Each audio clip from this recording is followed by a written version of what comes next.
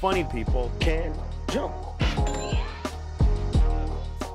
Hey, bonjour à tous, bienvenue au premier épisode de Funny People Can't Jump. La NBA reprend enfin fin juillet, c'est ça? Juillet, ouais, 31. Le 31 juillet. Est-ce que t'as vu l'info? Oui. T'as vu l'info, et toi, qu'est-ce que ça t'inspire?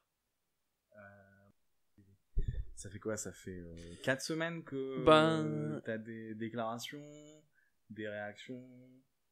Ils ont reparlé depuis un petit moment. D'ailleurs, on n'a pas eu de match depuis quand déjà? Dernier match, c'était en mars. Donc ça fait 3 mois, je crois que c'est arrêté. 3 mois que c'est arrêté.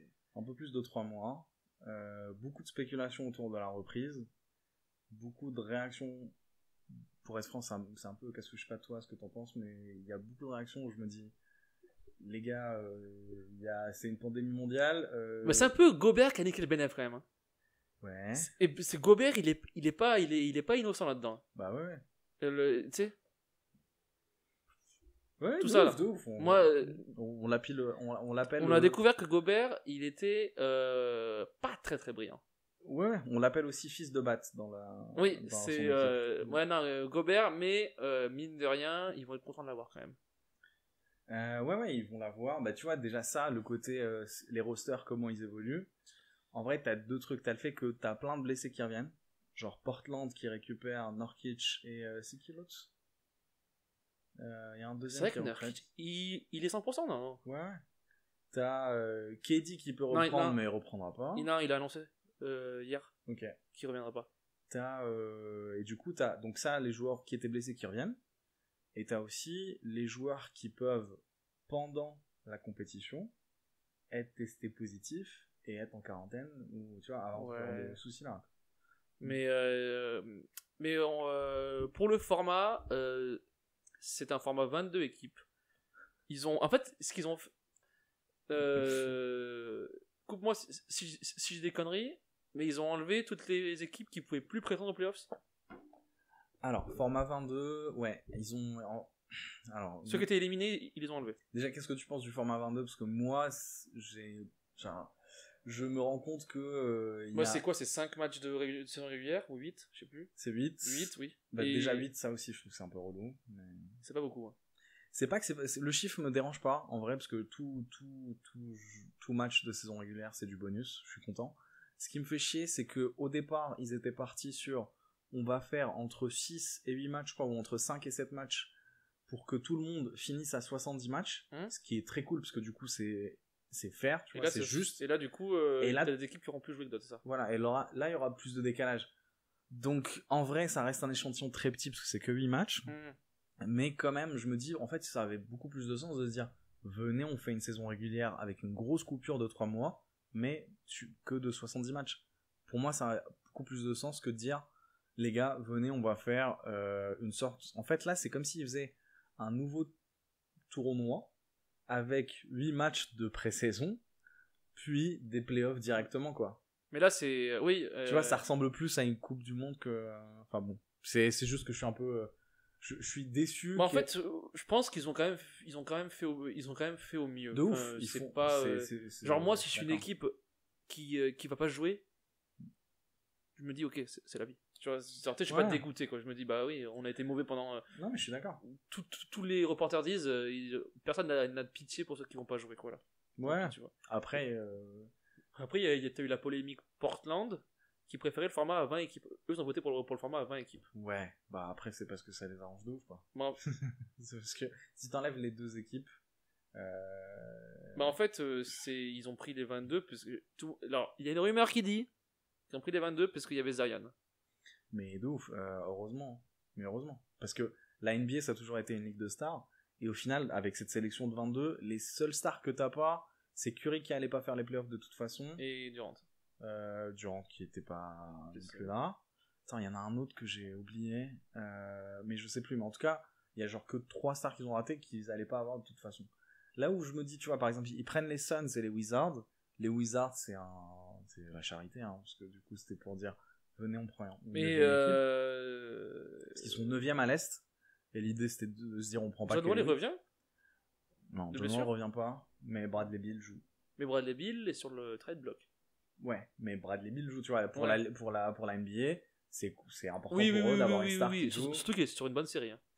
Il est sur une bonne série, il aurait dû être All-Star, blablabla. Mais donc cette reprise, moi j'arrive pas à voir un match sans public comme ça. J'ai regardé un peu le foot. Ouais.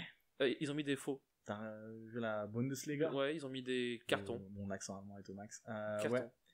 Bah, alors, juste avant le côté l'expérience qu'on va avoir sur le match, parce qu'en vrai je pense que ça va être juste différent.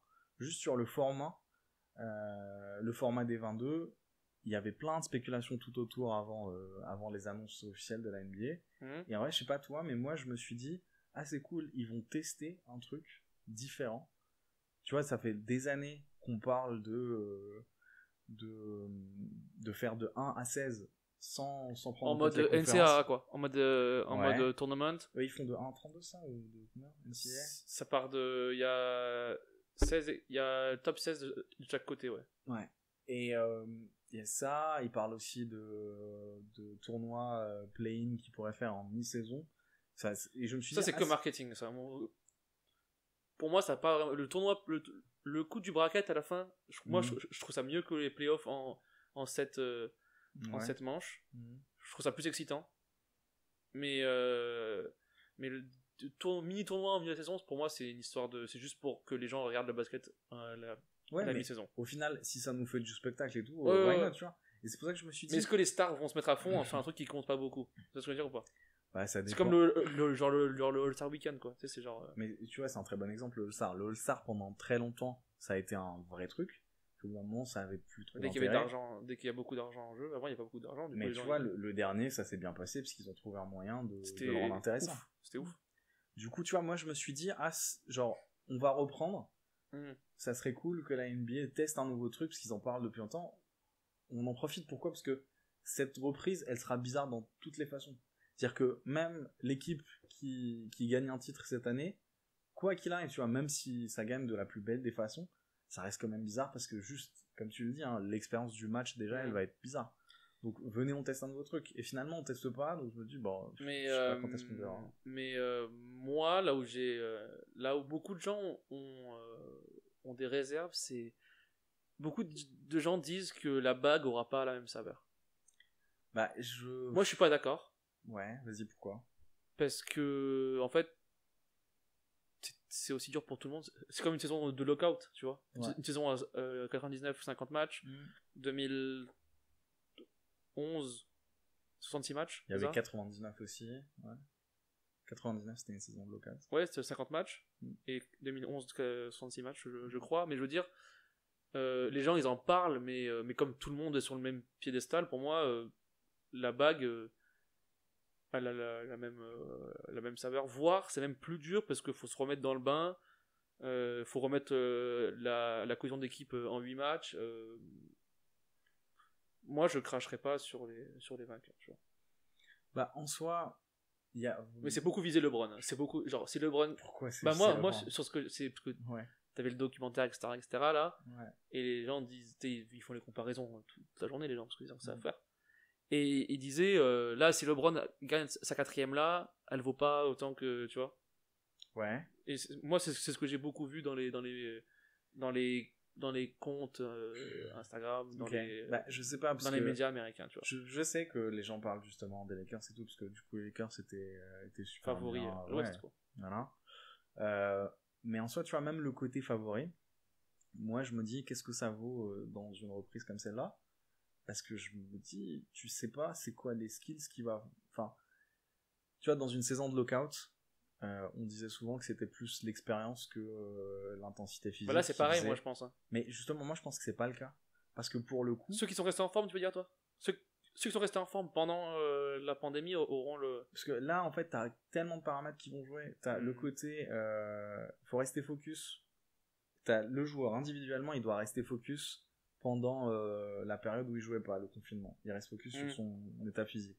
Deuxièmement, ta cohésion d'équipe, où on est, même si genre il n'y a pas d'ambiance dans la salle et tout, on est quand même là pour gagner, c'est un vrai match et tout. 3, les coachs, il y en a beaucoup qui ne sont pas dans la salle, ça paraît peut-être très con de dire mais comment un coach va coacher s'il est pas dans la salle, mais tu vois, je me dis il y a 15 000 trucs qui rentrent en jeu. C'est vrai que faudra voir. Ça se trouve, les grosses équipes d'avant ne seront pas les grosses équipes d'après. Moi vraiment je me dis on reprend de zéro, c'est une nouvelle partie, tu sais plus vraiment qui est fort, qui est pas fort. C'est vrai. Puis ça se trouve, des joueurs qui étaient sur un bon rythme, ils vont perdre leur rythme. Mais des joueurs un peu de seconde. Après, LeBron sera toujours bon. Kawhi sera toujours bon. Ouais. Mais des joueurs un peu plus tricky, tu vois. Mais peut-être qu'ils vont perdre leur rythme. Un gars qui s'est bien entraîné pendant la pandémie, peut-être qu'il va devenir bon. Mais même LeBron, comme il est bon, mais c'est, tu vois, à quel niveau il est, tu vois. Quel LeBron on va avoir. Bah, moi, je pense que pour le coup, lui ça le bénéficie parce que c'est un ancien. N'importe quel repos qu'il peut avoir, tu vois, lui, ça l'arrange, quoi. Et Kawhi aussi, qui se fait nager. Je pense que ça les arrange. La pause, quoi, parce que du coup il sera à 100%, c'est quelqu'un qui s'entretient, qui ouais mais vraiment moi je sais de travail. Tu vois, si tu prends une équipe de vétérans, et je sais pas s'il y a une équipe un peu plus âgée cette année, mais une équipe un peu plus âgée, je sais pas. Il y a très peu d'équipes de vétérans. Ouais, il y en a plus beaucoup. Tu vois, je sais pas, est-ce qu'ils seront plus avantagés que d'autres, quoi. Vraiment, j'en ai aucune idée. Tu vois, par exemple, en fait, ouais, c'est très dur à savoir quand même. Très très dur. Moi, le truc où je me dis c'est bizarre, les gens en parlent pas trop, c'est un aspect complètement différent tu vois, du format qui est choisi. C'est le fait de mettre tout le monde à Orlando, à Disney. Pour moi, je trouve que c'est genre, il y a vraiment une ambiance campus. Je me dis c'est inédit, c'est trop bien. C'est comme si tu faisais un All-Star Game avec 30 fois plus de joueurs et aussi sans toute la distraction publique, blablabla. T'es en mode les gars venez, c'est vraiment les meilleurs. Mais est-ce que ce sera pas un peu trop friendly? Pourquoi tu penses? Les gens ils vont se croiser, patati, nanana, parce que en fait maintenant à NBA ils sont tous potes, hein. Ouais. C'est fini, Isaiah Thomas, Jordan et tout, genre ils sont pratiquement tous potes. Ouais, je pense qu'il y en a encore. Parce qu'ils sont sur les deals Adidas, les deals Nike ensemble, ils sont Team US, ils sont beaucoup potes, peut-être. Sur Instagram, ils s'écrivent. Ouais. Moi, je trouve qu'ils sont beaucoup potes, tu vois. Non, ils sont potes, mais je pense qu'il y a quand même de la rivalité. Et là, ils vont se croiser, tu sais, genre, je sais pas comment ça va être set-up les hôtels, mais apparemment, bon, chaque team aura un hôtel, mais ils vont faire des marches, genre les gyms pour s'entraîner, ça va être les mêmes gyms, ça va être les mêmes. Mais pourquoi pas, hein. Moi, tant que ça rejoue et que c'est du spectacle. Je sais pas, moi je trouve ça vraiment cool parce que tu vois avec on en parlera tout à l'heure, mais avec Last Dance on a eu des images magnifiques, tu vois, de trucs qu'on n'a jamais vu entre tu vois, quand il faisait le tournage de Space Jam, il a fait sa propre tu vois, son propre terrain, sa propre salle d'entraînement, et t'avais les plus gros noms qui jouaient et tout. Pour moi ça, on va avoir ça décuplé sur je sais pas combien de semaines, tu vois, et je me dis c'est trop bien. Même si peut-être les playoffs seront pas les playoffs qu'on connaît, parce qu'au final c'est quasiment impossible de les avoir, mais au moins on va avoir ces trucs là, et ça va être, tu vois, comme Team USA, les matchs qu'il y avait entre l'équipe de Magic et l'équipe de Jordan, on va avoir ça x10, quoi. Ouais, à voir. Mais à voir, ouais. J'arrive pas encore, mais je pense, par contre, moi je pense niveau engouement, niveau audience, ce sera record. Parce que là, tout le monde s'est fait chier pendant 4 mois. Ouais. Les gens, tu vois, un match de NBA, genre là, rien que les pay-per-view UFC sans public, tout le monde les a achetés aux USA. Ok. Et là, tu remets à des fans de la NBA, mais tout le monde va regarder. Personne n'a rien à faire. Tu vois, c'est le premier match de NBA. Je pense que ça va être très, très, très, très, très suivi, moi. Je sais pas, je t'avoue, je sais pas du tout, parce que moi, je me dis aussi, hein, tout ce que tu dis, ça, c'est la même réflexion que je me fais, mais je me dis quand même que tu sais jamais quel est le résultat du match, enfin pas le résultat du match, mais quel est le rendu, et si l'ambiance y est pas, ça peut être tellement gênant, quoi, que tu dis, en fait, ça va être, tu vas entendre les gens parler, ouais, genre, t'entendras le trash talk et tout, ouais. Moi je suis curieux de voir, après ça sera pas comme ce qu'on a l'habitude. Apparemment, ils voulaient mettre de la bande audio de NBA 2K. Ah ouais. Avec le public, en bande audio. Enfin, je sais plus où j'ai vu ça, mais avec la bande audio, etc., ça peut être sympa, mais ouais, pour moi, je trouve que c'est quand même mieux que rien du tout. que silencieux, ouais. D'ailleurs, ça me rappelle un truc, je sais pas si t'as vu ça, tu vois, il parle de l'avantage du terrain. Et la NBA a fait des propositions en disant le seul moyen, parce que tout le monde va jouer au même endroit, le seul moyen de donner l'avantage du terrain, ils ont fait une liste de propositions. Du coup, il y avait donner une faute supplémentaire à un joueur de l'équipe. Donc un joueur fait 7 fautes au lieu de 6. Je trouve ça hyper bizarre. Ouais, en plus, là où je trouve que ça marche même pas de façon pratique, c'est qu'il faut désigner le joueur au début. C'est-à-dire qu'au début, tu dis, hé les gars. Ouais, du coup, le gars, ça va être lui qui fait les fautes. Ça va être le Marcus Camby de service. C'est ça, du coup, tu sais que ce mec, il est là que pour faire des fautes. C'est très bizarre. Le 2, c'est de dire, un coach a un challenge supplémentaire. Tu vois, les challenges où il disait. Et ça, pour le coup, moi, je trouve ça bien. En vrai. Ça, c'est un truc. Mais après, ça remplace pas mais en une arène, quoi. C'est impossible de remplacer ça, pour le coup. Parce que justement, moi, là, Attends, il y en a qui sont marrantes. Il y en a d'autres. Je donne la plus marrante. C'est que le parquet prend les couleurs de l'équipe. Stupide, ça. Bah oui, mais c'est officiel. Mais mine de rien, c'est stupide, mais je pense quand même, si tu décores le public, les rangs de sièges avec les couleurs de l'équipe, tu te sens à l'aise, tu te sens cette joie en fait. Bah, vraiment, je donne un truc parce que j'y ai pensé. Juste imagine, vu que les gradins seront vides, et même s'ils remplissent un truc avec, imagine comment le match va être filmé. Parce que tous les plans qu'on a en tête des matchs de basket, c'est toujours le parquet, mais aussi avec une partie du public dans le champ. Là, tout le match va être cadré de façon à ce qu'on voit pas le vide. Non, mais ils mettront des machins en carton. Non, mais même s'ils mettent des trucs en carton, ils vont pas les filmer. Ils vont pas être dynamiques, c'est ça que tu veux dire. Oui. C'est-à-dire que ça va juste être une sorte de cache-misère pour les joueurs, pour leur donner l'impression qu'il y a une vie autour. Mais nous, autant que spectateurs, ils vont tout faire pour que, en fait, pour moi, on va avoir des cadres qu'on n'a jamais eu. Ouais, mais derrière le panier, t'es obligé. Tu sais, genre derrière le panier, t'as plein de. Mais peut-être qu'ils vont faire un flou, tu vois. Genre derrière le panier, t'as un flou, tu vois plus. Je sais pas, mais je pense que ça, déjà, ça va nous faire bizarre. On va se faire, est-ce que c'est de la NBA ou c'est tu vois. Mais pour revenir au domicile extérieur, là, justement, j'ai vu au foot, alors, en Bundesliga, il y avait genre sur 37 matchs, je sais pas, seulement 8 victoires à domicile. J'ai pas compris du coup. Bah, en Bundesliga sur une équipe non, sur plein de matchs, il y a eu que 8 victoires de l'équipe à domicile. Il y a eu 37 matchs et sur les 37 matchs avec le du coup, l'avantage disparu. Bah ouais, c'est pas autonome. Alors que eux ils jouent dans les vrais stades, tu vois. Mais sans public, ton avantage il disparaît. Bah ouais, en vrai c'est irremplaçable. Mais ce qui montre, moi ce que je trouve intéressant, c'est que ce qui montre que c'est pas forcément lié au trajet et à être à la maison et tout, c'est vraiment l'énergie du public, quoi. Parce que souvent quand tu vas à domicile, les gens ils disent on est à la maison, on est chez nous, on habite à côté, il y a pas tout le trajet en avion, etc. Mais en fait la plus grosse partie de ça, c'est le public, je pense. Bah ouais, je pense que c'est évident. Parce que le public après l'Allemagne c'est pas aussi grand que les USA, parce que genre les USA, si tu joues dans les arènes vides, tu dois faire 5 heures d'avion et tout, c'est plus long que le genre Allemagne, tu traverses en bus, quoi. Mais ouais, j'ai hâte de voir. C'est pour ça que pour moi un format bracket tournament aurait été mieux, parce que c'est un match.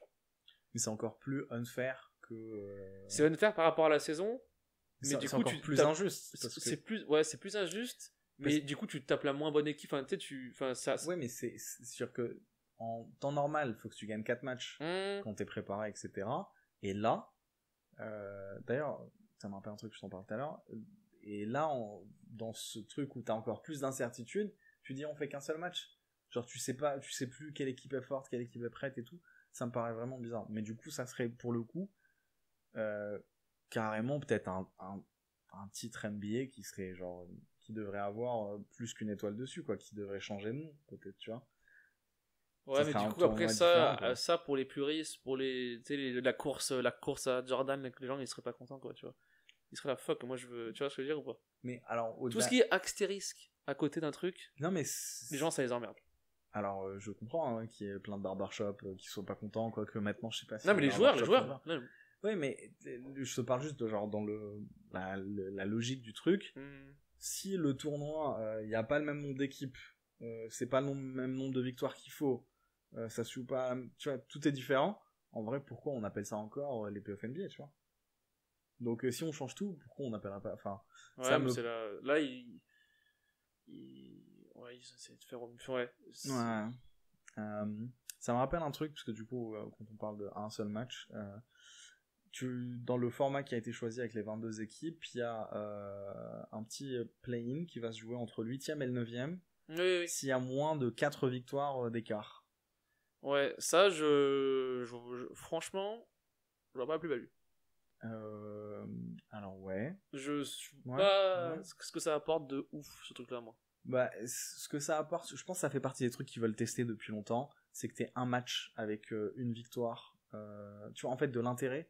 Parce que ce qui se passe pour les premiers tours de playoff, c'est qu'il n'y a pas beaucoup d'intérêt. Je pense que j'ai pas les chiffres des audiences, mais je suis sûr que les audiences sont moins fortes au début, surtout qu'au premier tour, t'as souvent des 4-0 qui se font. Ouais, mais... Du coup, avant ce truc, t'as un match à élimination directe où les gens vont aller regarder. Donc je pense que c'est ça, l'intérêt premier, il est là, quoi.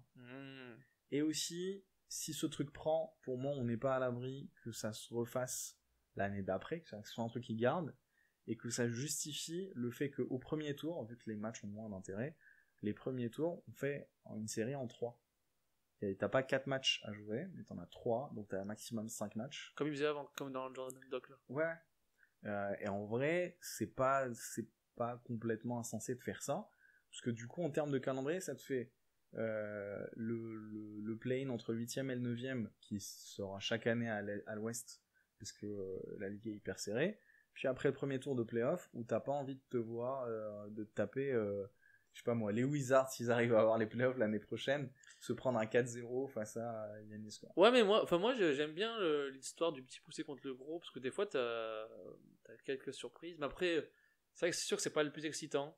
Mais souvent c'est des branlés, mais en fait, pendant que t'as le 1 versus 8, t'as le 4 versus 5 aussi. Ouais. Mais c'est en même temps. C'est les meilleurs matchs qui existent, ça. Ouais, c'est vrai. Le 4 versus 5, le 3 versus 6, c'est des gros matchs à chaque fois. Chaque fois, c'est des Portland, Houston, c'est des machins comme ça où tout le monde arrive avec. Bah, viens, on regarde. Le 3 versus 6 à l'Est, ça donne quoi? Franchement, ça dépend des années, mais ok, à l'Est, mais je trouve.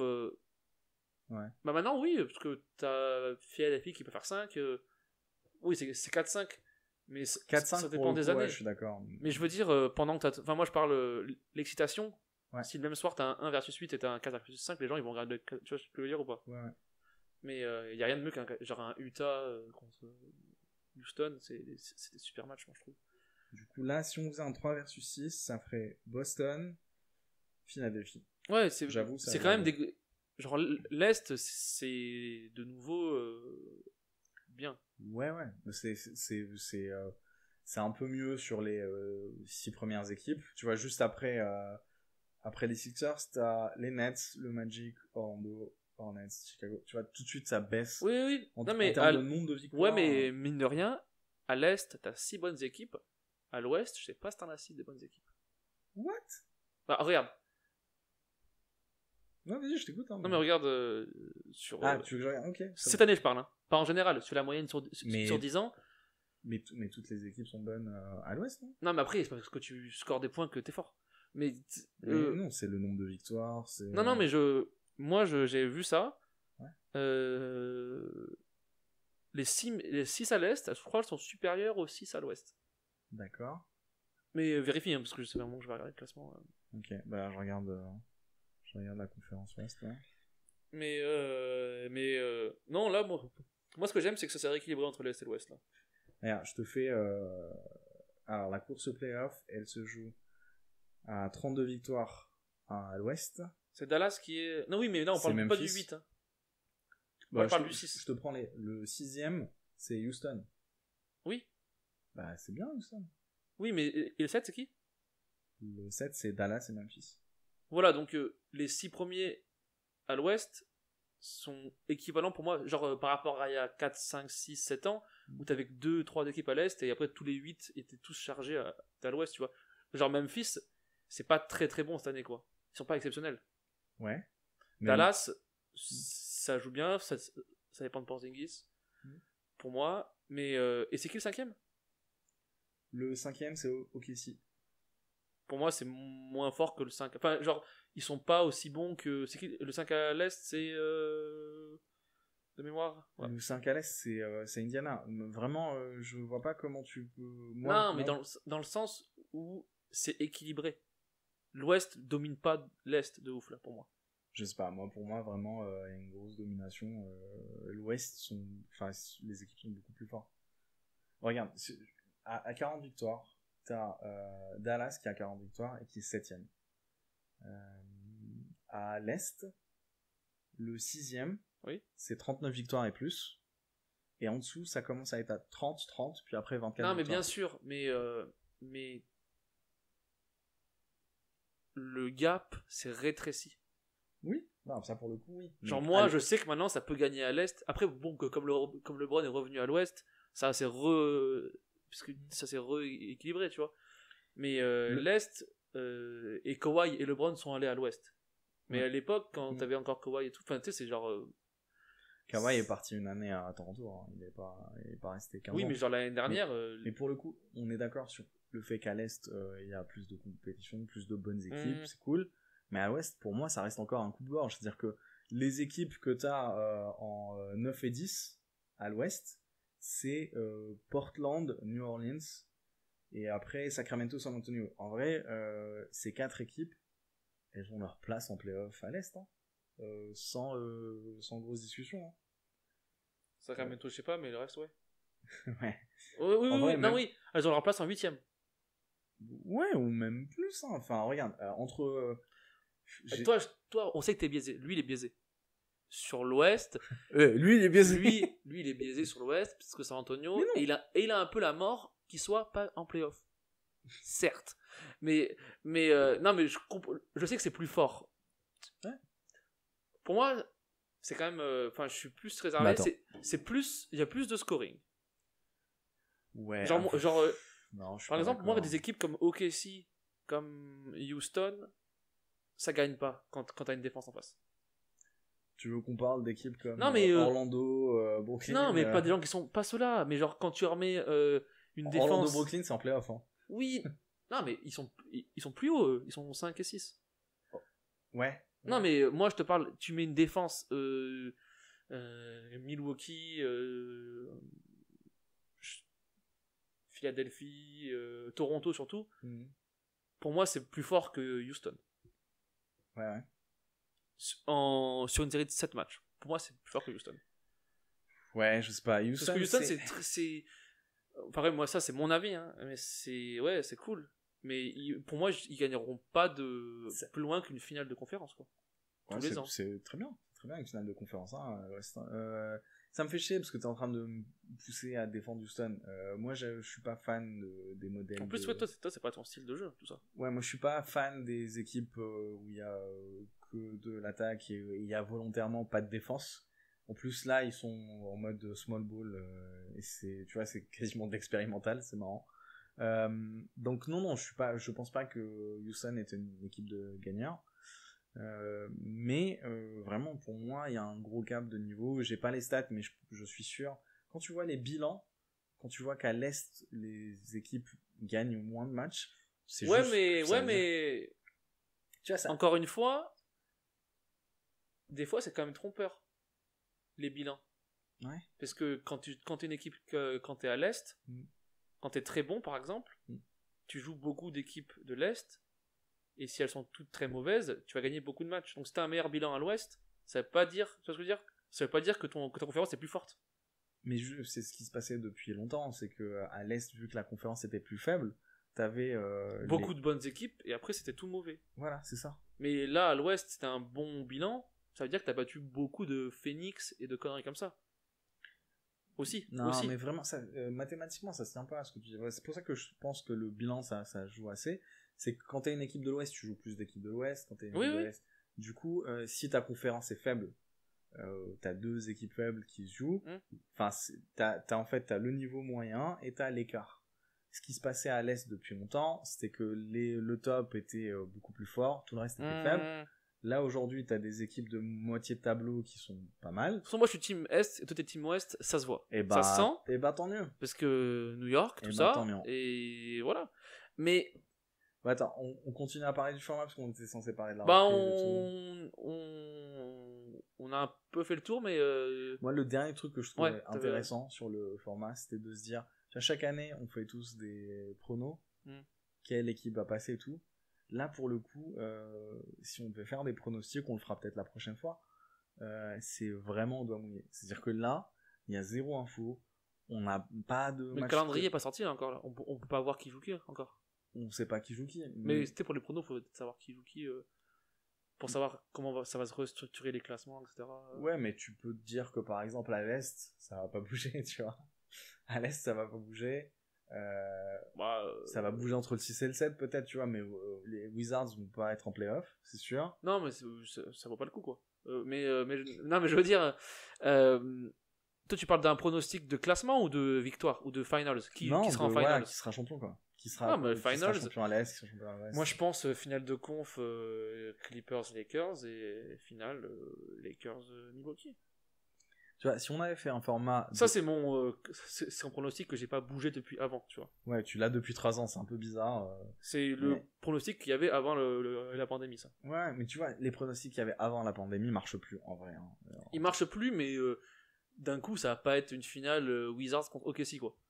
De nulle part. Bah, moi, je pense que c'est... Je pense que ça va être Il y a tellement d'incertitudes que, à part le fait que les Wizards et les Suns feront pas les playoffs, à part ça. Oui, mais par exemple, toi, mais regarde, au fond de toi, si je te dis il faut que tu mettes 100€ sur une finale, tu vas pas non plus faire des folies, tu vois. Je sais pas. Vraiment, c'était ça, c'est vraiment ce que je te disais. C'était que si je devais faire des pronos, vraiment, je pense que les probabilités de victoire qui étaient acquises avant ont baissé. Ouais. Plus de chance, mais au fond du fond, moi, si on me dit, ok, il faut que tu mettes 200€, sinon on te coupe la bite, je mets sur Lakers et Milwaukee quand même. C'est que vraiment ta bite a pas beaucoup d'importance, hein, parce que vraiment, je m'en sers pas tous les jours. Je m'en sers pas tous les jours. Tu devrais regarder la caméra en disant ça. Alors, ok. Mais c'est vrai que il peut y avoir des surprises. C'est pas interdit. C'est pas interdit. Mais pour moi, c'est ce qui rend ça intéressant. Ouais, bah en vrai, on est content de revoir du basket et on verra bien ce que ça va donner. Hein. Mais rien que voir un match, moi, ça me rend fou. Là. J'ai peur que moi, ce qui me rende encore plus fou, c'est de voir comment le match est différent. Tu vois, ça a trop changé. Ce sera pas. Mais pour moi, tant que les joueurs sont motivés et play hard, c'est bon, tu vois. Ouais. Parce que eux, en fait, comme ils sont dedans, qu'il y a du public et du pas public, eux, c'est comme s'ils jouaient un pick-up game avec leurs potes, tu vois. Eux, ils vont quand même jouer à fond. Ouais. Ils sont pas, ok, ils feront pas le LeBron, il fera pas ça au début, on s'en fout, tu vois. Mais ils vont quand même tous jouer à fond et ça va être quand même des bons matchs, quoi. Ça, au début, c'est quand il lance Rondo sur le banc, c'est ça? C'est quand. Et Rondo, il est inactif, non? Il joue pas, là, Rondo. Il joue. Je sais pas combien de minutes il est, mais il joue pas. Mais d'ailleurs, en parlant de joueurs inactifs, petit mot pour Vince Carter. Ouais, bah, c'est mon joueur préféré. Ah, sérieux? De l'histoire, parce que je me souviens que j'avais acheté NBA 2004 et il était sur la couverture avec le maillot des Raptors. C'était le premier jeu vidéo de NBA que j'avais acheté. Et à chaque fois qu'il avait la balle, tu peux faire un reverse dunk à chaque fois. Okay. Même du milieu de terrain, ça n'a aucun sens. Mais c'est vrai que Vince Carter, petit coup de chapeau à lui, parce que longévité quand même exemplaire. Longévité, moi je me dis surtout, c'est peut-être triste même de finir comme ça. Tu as super belle carrière. Ouais, mais est-ce que si t'es une grosse équipe, t'as pas envie de le sign pour la fin de la saison? Moi, je pense à ça depuis 2 jours. Il y a beaucoup d'équipes qui voudront signer parce que c'est un. Non, mais là, il parle de. Ça veut dire, je pense qu'il a déjà étudié ça. Parce que là, il a dit que j'ai retire, tu vois. Ouais, mais ça, je pense que c'est lui qui arrête. C'est pas qu'il a pas de contrat, c'est qu'il arrête. Ouais, mais du coup, là, c'est son choix, quoi. C'est pas. S'il voulait finir sur une autre note, il pouvait finir avec une autre team. Oui, voilà. C'est pour ça que je dis, moi. Je pense qu'il est satisfait de ça, moi. Lui-même. Nous, on est triste, mais lui, s'il a voulu finir la saison, il aurait pu la finir, quoi. Bah, non, déjà, il est avec les Hawks, donc ça Oui, joue mais pas. là, maintenant, s'il veut signer avec quelqu'un d'autre, il peut signer. Il le release et lui, il signe sur. Ouais, tu peux aussi te dire que le gars a pas trop envie de jouer dans ces conditions-là et a après, pas ouais, la c'est foi de jouer la Puis saison les vieux, prochaine. lui s'il chope. Bah, ça va. Il dunk, hein. Il dunk Tu toujours. sais que j'ai entendu un truc, les plus vulnérables, ça va être les coachs qui sont fat. Non, mais sérieux, tu sais, genre les coachs, ils sont pas jeunes, hein. Mine de Attends, rien. mais t'as dit fat ou Fat. vieux? Fat. Non, mais fat et vieux, tu sais, Mais attends, c'est pas pareil. tu sais, genre les Thibodeau, tout ça, là. Ouais.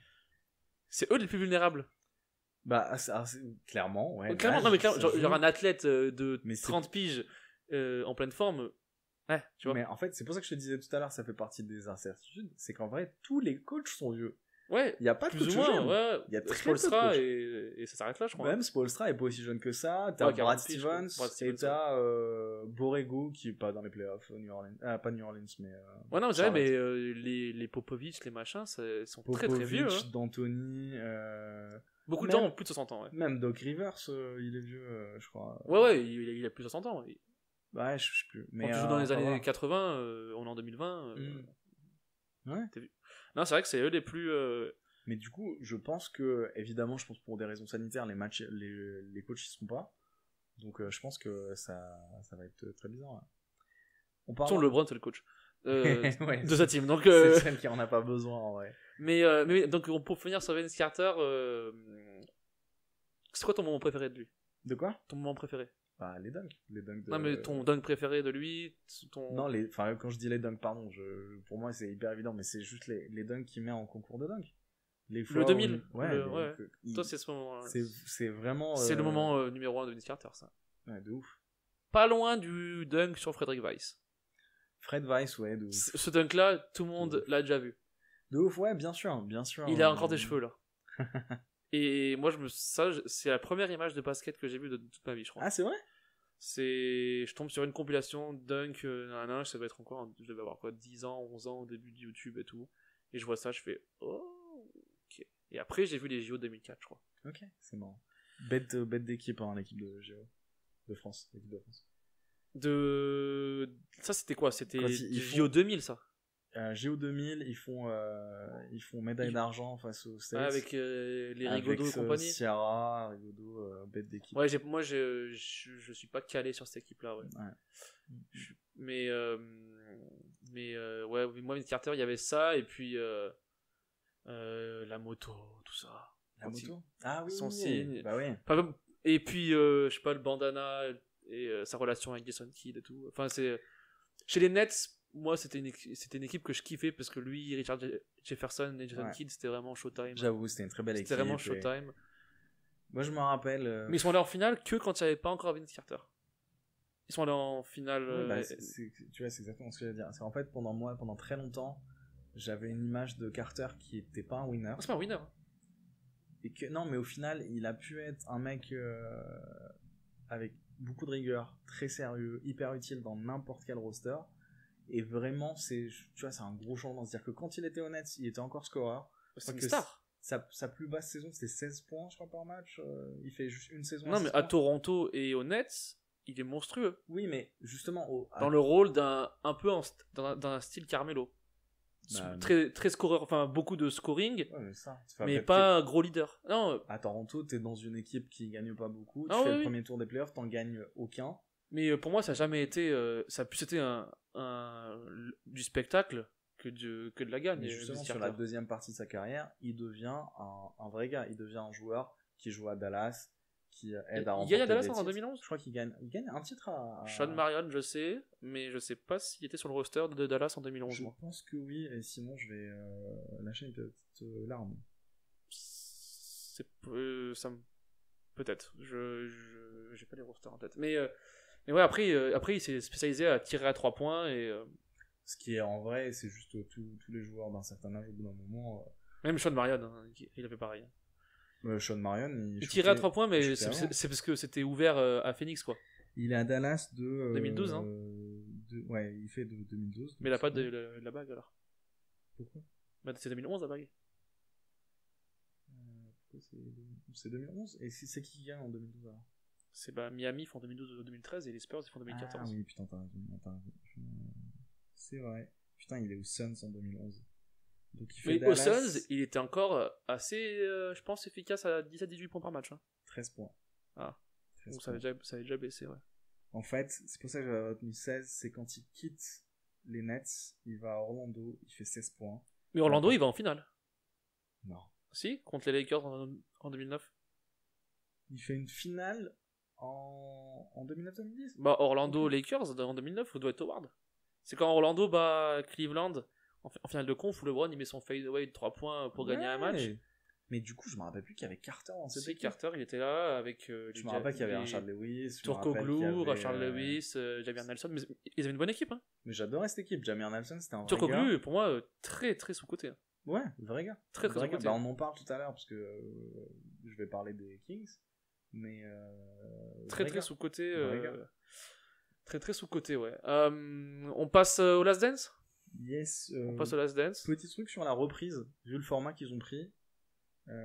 Reprise pour l'année prochaine de la saison. Ouais, ça sera le 1er décembre, je crois. 1er décembre. Ça sera forcément en décembre et je suis pas. Enfin, je me dis, ça sera sûrement rapide pour la soirée de Noël, comme ils font. Ouais, ils vont faire un truc. Les soirées de Noël, c'est toujours. Tu vois, il y a une sorte de tradition basket depuis plusieurs années. Donc, Noël, c'est fabuleux les matchs qu'il y a. On peut se dire peut-être reprise l'année prochaine Je crois qu'ils voulaient reprendre la pré-saison début décembre et après faire commencer les matchs vers Noël. Ouais. C'est ça. Parce que je pense que tu peux pas faire un premier match à Noël. Non. Parce que ça va être il sera un peu rusty. Bah, en plus, si tu veux que le match de Noël soit un peu cool et qu'il y ait un peu d'enjeu. Je pense commencer mi-décembre, les faire 5-6 matchs et après. Et après, bon, évidemment, ça dépend de qu'est-ce qui va se passer entre temps, quoi. Heureusement qu'il n'y a pas de JO cet été, quoi. Ça aurait été dur à squeezer. Mais quoi. ça aussi, je crois que ça nique pas mal de. 2021, quoi. Pas mal de planning, oui. Parce que je pense que t'as plein de joueurs qui avaient prévu d'aller au JO et tout, et je pense que là, ils savent même pas ce qu'ils font l'été prochain, quoi. Parce que si tu commences. Pour moi, c'est les calculs d'une. Mais si tu commences la saison en décembre, qu'est-ce que tu fais pendant l'été? Parce que pendant l'été. Mais là, la saison, elle se finira en septembre, là. Non, ça se fait en octobre. Oui, en octobre. Ah, donc ceux qui jouent pas du tout, tu parles, toi? Non, c'est-à-dire que si du coup, décembre 2020, tu reprends une nouvelle saison, ta saison, elle se finit, si tu veux jouer les playoffs et tout, elle se finit pendant les JO. Tu peux pas, mais je pense qu'ils vont faire un format raccourci, moi. Donc ça, on le sait pas. Un format à 66 matchs, un format je sais pas. Pour égaliser, pour pas niquer la dynamique, moi, je pense. Je sais pas. Mais honnêtement, il parlait de justement comment. Parce qu'en fait, le basket, il commence un peu tôt. Parce que genre aux USA, c'est une saison basket, une saison baseball. Et le basket universitaire, qui a moins de matchs, il commence en décembre. Avec des playoffs en march. C'est que 4 mois. Parce qu'en fait, il voulait décaler un peu la saison NBA. La faire un peu plus courte. Et décaler à débuter en décembre. Parce que le foot US, c'est septembre à janvier. Et j'ai vu comme quoi il y avait un projet de vraiment marquer comme ça les ratings. T'as pas de concurrence de ratings et tout, tu vois. Donc ils voulaient décaler, et après l'été, c'est le baseball. Tu vois, que vraiment chaque sport puisse... Mais je sais pas s'ils vont garder ce rythme-là ou s'ils vont... Aucune idée. Ouais, bah d'ailleurs, la NFL, c'est, je crois, le seul sport qui sera pas touché. Non, eux, ils ont continué, ils ont fait la draft en Zoom. Ils avaient envoyé une casquette de chaque équipe à chaque joueur, et genre, ils les ont appelés, ils avaient chacun, franchement, ils ont fait ça propre. Après, il y a un budget de ouf, mais c'était... Et là, ils commencent à s'entraîner chacun de leur côté. Bah d'ailleurs, on l'a toujours pas dit, mais la draft cet été, ça se fera en août, donc en parallèle d'autres matchs. Là, il y a la draft, c'est la première année où il y a rien. Ouais. Il y a personne d'excitant. Pas de gros. T'as la Melo Ball. Je sais pas s'il est fort. Je sais pas. D'après la VAR, si. Très hypé, mais la VAR aussi, il bat Michael Jordan dans un contre 1. De ouf. Donc, qu'est-ce que je fais, moi? D'ailleurs, Last Dance, ça parle que de la VAR. Transition, elle est ouf, cette transition. Ouais. Last Dance. Moi, ce que je voulais... Alors bon, ça fait un petit moment qu'on l'a regardé, mais... Moi, ce que je... Moi, perso, j'ai tout vu ce matin. Moi, ce que je voulais savoir, c'est qu'est-ce qui a changé, toi, sur la vision que tu avais de cette équipe-là et de cette époque-là. Qu'est-ce qui t'a vraiment choqué? T'étais là, ah, ça, je savais pas vraiment que ça se passait comme ça. Ou alors, ah, Jordan, je l'ai vu, je le voyais pas comme ça, tu vois. Bah, je pense qu'il y a plein d'infos qui m'avaient pas beaucoup de coulisses. Moi, le truc qui me tue le plus, c'est Dennis Rodman, qui, tranquillement, pendant la saison, va se faire un week-end à Vegas. Ouais, avec star du porno et tout, là. C'est pas une star de porno. Non, Carmen Electra. Carmen Electra, c'est pas une star de porno. Non, mais il y avait pas des stars de porno aussi au milieu? Je sais plus. Ah, je sais pas, mec. Ah non, il y avait. Je connais pas les stars de porno des années 90. Ah, qu'est-ce que ça arrive. Mais culture, c'est incroyable. Mais non, c'était avec les catcheurs. Mais tu vois, exactement. Il fait ça en plus, c'est pendant les finales NBA. Putain, ça. En vrai, je me dis, c'est tellement une autre. Mais les gens, quand ils ont dû le voir à la télé, ils ont dû pas capter que si tu veux. Ils vont être là, mais qu'est-ce qui se passe? Ouais. Qu'est-ce que ça a été enregistré avant? Est-ce que c'est vraiment en direct? C'est ouf. C'est ouf. Et tu te dis parce que le catch dans les années 90, c'est huge. C'est genre, tout le monde regarde ça. Ouais, mais je pense qu'aujourd'hui aussi, ça fait moins l'audience. Un peu moins. Genre avant, tout le monde regardait le catch, quoi. Ok. Maintenant qu'avec les réseaux sociaux et tous les gens, ils se disent... Moi, quand j'étais gamin, je regardais un peu le catch sur Canal. Moi aussi. Ouais. Mais quand j'étais gamin, ouais. Donc, moi, sur Last Dance, ce qui m'a le plus choqué, c'est que personne ne s'entend. On a appris que personne ne s'entendait. Ouais. Que c'est autant marché avec des gens qui soient pas vraiment proches. Pippen, Jordan, ils s'entendent pas vraiment. Ils se respectent, mais ils s'entendent pas vraiment. Krause et Phil Jackson, c'est la guerre. Ouais. Le propriétaire, il fait confiance en Krause, mais il chie un peu aussi sur Phil Jackson, je trouve. Ah, je trouve que la cohésion, c'est pour moi, c'était la recette d'un désastre. C'est très bizarre que tu dis ça, parce que, je trouve pas que ça chie sur. Que le proprio chie sur. Non, mais tu vois qu'il supportait beaucoup plus Krause que Jackson. Je crois pas. Enfin, bon, moi, je l'avoue, je l'ai pas vu comme ça, mais au-delà de ça, le côté cohésion, c'est juste pas des potes, c'est des collègues. Oui, non. Oui, mais je veux dire, souvent, quand t'as des embrouilles comme ça, si les gens c'est pas des machines comme c'était des machines, tout c'était des monstres, tu vois. Ils ont réussi à faire marcher ça, quoi. Ouais. C'est vrai, mais tu vois, je pense que les tensions, par exemple, surtout avec Kroos... Ça, c'est genre, quand t'es coach et tu sais que tu vas te faire virer et tout, tu sais que le GM il t'aime pas, etc. Ouais, pour rester focus et tout, c'est exceptionnel, moi, je trouve. Ouais, mais ça, c'est, tu vois, toutes ces tensions-là, c'est des trucs qui arrivent à la fin. C'est-à-dire que je pense qu'au début, Phil Jackson, quand il arrive, tout le monde veut l'avoir, et c'est Kroos, d'ailleurs, je pense qu'il est un peu déçu par ça, et qui veut plus de reconnaissance, parce que pour lui, c'est lui qui a lancé Phil Jackson. Et d'ailleurs, c'est ce que dit le proprio. Le proprio, il dit, sans Kroos, il n'y aurait jamais eu de Phil Jackson, parce que c'est lui qui lance sa carrière de coach. Donc, c'est juste que c'est une fin de cycle où tout le monde se prend la tête. Mais je pense qu'au début, tu vois, Rodman, il dit, d'ailleurs, c'est genre une des questions qu'on pose à pas à Dennis Rodman, mais à Pippen. On lui demande comment ça s'est passé avec Rodman quand il est arrivé. Il fait, mais c'était comme je sais plus, comme un gant, ou je sais pas quoi.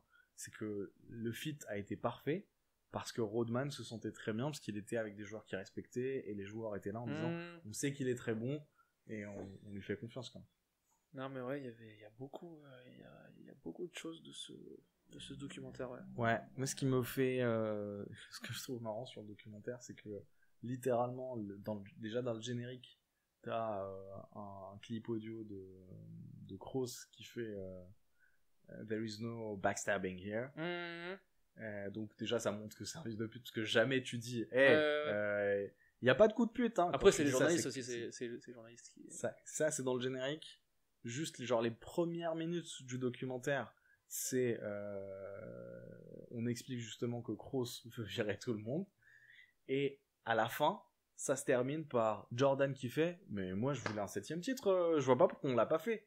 Et genre c'est marrant parce que ça commence par ça a été démenti juste pour faire mal passer Kroos et tout. Comment ça? C'est pas vrai apparemment ça. Qu'est-ce qui est pas vrai? Logique.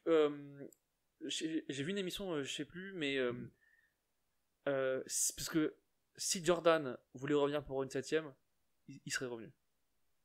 Ouais, c'est lui qui décide.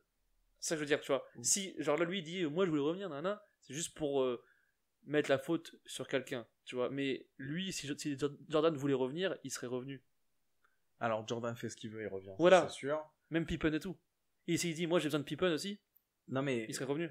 Je pense là où ça s'est pas fait, c'est que Jordan, dès le début, il dit, moi, je joue pas sans Phil Jackson, et Kroos vire Phil Jackson. Ouais, c'est que Jordan... mais je pense que Jordan a l'influence pour dire, ok, tu veux qu'on revienne, il me faut lui et lui. Que ce soit Phil Jackson, Pippen, etc., etc. Mais je pense justement, on a vu que il l'a moi, pas je fait. pense que Jordan ne voulait plus du tout jouer. Vraiment, je crois pas, parce que je pense qu'il est tellement compétiteur qu'il se dit, je pars pas tant que je gagne. Et en même temps, il a pas autant de pouvoir, je pense, parce que, tu vois, quand Pippen n'est pas payé, il fait rien. Ah, c'est parce que c'est un enculé, aussi. Et je pense que... Ouais, je sais pas. Parce que tu payes Pippen. Parce que Pippen, à Portland, bon, il est plus vieux, hein. Mais tu sais combien il a pris? Ouais. 25 millions par an. Ouais. Il est passé de 1,7 million par an, non, à 18 millions en 7 ans, donc je sais pas combien ça fait, à 25 millions. Et moi, j'ai cette petite théorie qui me dit que si Jordan fait le forcing pour Pippen soit payé, du genre, je sais pas, 10 millions par an, enfin, je sais pas ce que c'était le currency, je sais pas combien il valait, il allait, ok, maintenant je suis payé, peut-être moins avoir faim, moins jouer pour un contrat. Ouais, franchement, je veux dire, je le vois pas comme ça, mais en tout cas, moi, ce que je comprends de ce truc, hein, c'est peut-être. Je pense qu'il a pas fait de forcing là-dessus, moi. Alors, ouais, c'est clair, il a pas fait de forcing. Maintenant, toi, tu dis, c'est peut-être parce que tu dis, Pippen aura moins faim. Moi, j'ai l'impression que c'est juste que Jordan n'a pas ce pouvoir-là, parce que s'il avait ce pouvoir, pour moi, il l'aurait fait, parce que Pippen, à un moment, il met l'équipe dans la merde. Et Jordan est obligé de jouer seul, et ils perdent des matchs, et ils sont, genre, l'équipe est pas prête pour les playoffs, parce que t'as ton joueur majeur qui est pas là pour t'aider, et ça, t'as moins de cohésion. Donc, mais moi, je pense que Jordan avait le pouvoir qu'il voulait, mais tellement qu'il est focus sur le basket et gagner et tout, il voulait pas faire le GM, faire ce que LeBron fait très bien, parce qu'il aime faire ça. Ouais, je sais non, mais genre, il aime ça. bien faire ça, genre gérer les joueurs, dire tel gars va être viré, aller voir le... Tu vois ce que je veux dire? Il faut me signer Channing Frye. C'est ça, non, mais je veux dire, il aime faire le coach, il aime faire gérer les trucs, alors que Jordan, tout ce qu'il aime faire, c'est gagner et fumer des cigares. Et tu vois ce que je veux dire? Waouh, je sais pas, mec, mais je sais pas. LeBron, par exemple, moi je dirais, il est pas coachable. Je dirais pas, waouh, il est bon GM. Je dirais, LeBron n'est pas coachable. Non, mais t'as pas compris ce que je veux dire. C'est que le focus de Jordan, il s'en fout de tout ce qu'il veut de son équipe, c'est qu'il vienne à l'entraînement et qu'il se donne, tu vois. Ouais. Il veut pas faire les transactions, être dans les discussions, dans le board du truc, dans le conseil, etc., etc. Il veut pas être, il a pas cette âme de coach, tu vois. Ok. Il est pas coach, tu vois. Mais il est propriétaire. Ouais, mais je pense que ça fait partie du rôle de la superstar. Mais lui, il l'avait pas ce rôle pour moi. Non, mais c'est pas un coach, ça, pour le coup, j'entends. Mais je me dis juste, tu vois, dans toutes les franchises, ta superstar, en fait, tu valides avec cette personne qui est genre ton franchise player, que tu vas le faire jouer avec un tel ou un tel. Quand tu fais des trades, quand il ramène Dennis Rodman, LeBron est au courant. Jordan est au courant. Ouais, mais c'est pas lui qui lui a dit prends-le. Non, il dit pas ça. Enfin, il laisse le rôle du GM au GM. Tu vois ce que je veux dire ou pas? Ouais. Donc, ouais, je suis d'accord. Hein, le fait qu'il ait pas envie de faire GM, ça me va. Mais pour moi, en termes de pouvoir, il a pas tous les pouvoirs. Moi, je pense qu'il avait le pouvoir, mais qu'il s'en servait pas. Okay. Enfin, je pense qu'il disait pas. Moi, je veux ça. Moi, je veux. Enfin, ce que j'ai compris dans le documentaire, c'est que ses intérêts étaient, même quand lui parlait, ses intérêts c'était on joue à fond, on gagne. Et il veut gagner. Et moi, je fais la fête. Ouais, mais du coup, si tu veux gagner, tu reviens. Enfin, pour moi, je vois pas. Si il y a un truc qui est sûr, tu vois, malgré tout ce que tu peux interpréter du documentaire, c'est que Jordan est hyper compétitif. Ah oui, c'est maladif. Et du coup, il veut gagner et tout, et donc je vois pas pourquoi il voulait gagner le jeu des pièces contre le mur. Ouais. Contre le gars, ça c'est genre. Ça aussi, c'est un des trucs qui me tue dans le documentaire. Il voulait. Moi, ce qui me tue aussi, c'est ces gardes du corps. Ouais, c'est ça. Qui ne ressemblent pas du tout à des gardes du corps. C'est ça, mec. Ces gardes du corps de 60 ans.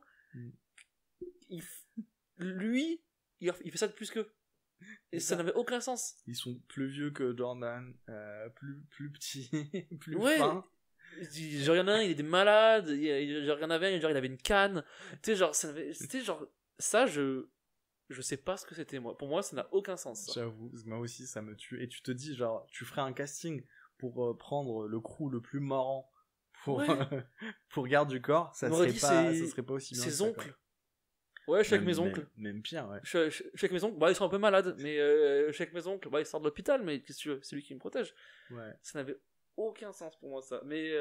On dirait le gardien de l'infirmerie dans une maison de retraite, tu vois.